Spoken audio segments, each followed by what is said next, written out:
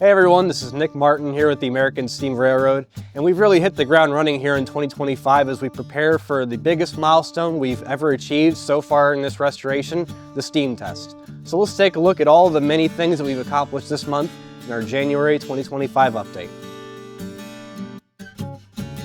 Starting up here in the front of the locomotive in the smoke box, you can see that we have the blast nozzle and the blower pipe back in place and ready to go. Shortly, this will be followed by the petticoat so that we were ready to create a sufficient draft during our stationary fire-up. Here at the cylinders, as you can see, we've removed the valves.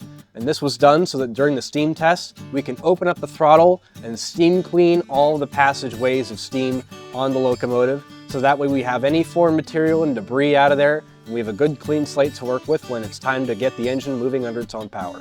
Additionally, this makes it easier to inspect the valve and also the valve cage and the valve cylinder as part of the next phase of work, which is the running gear. Remember that while this steam test is a very exciting milestone, there's still more work to do to get this locomotive rolling out of the shop doors in time for the 250th anniversary of the United States. So please continue donations so we can get that project done on time.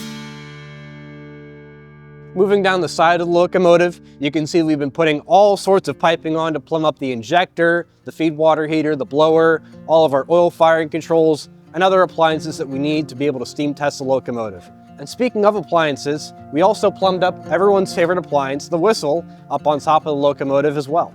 In addition to all the pipe work, we've also been putting in studs all over the boiler for the air tanks and the power reverse, so not only can we mount those appliances, but also the boiler is ready to see pressure again.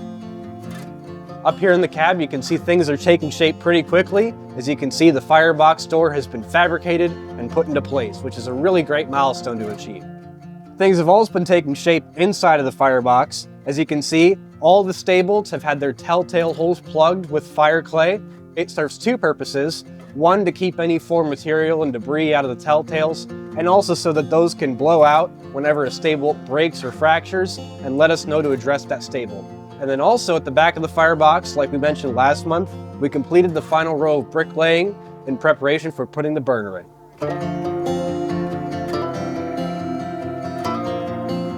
2025 is already a significant year for American Steam Railroad for a couple of reasons.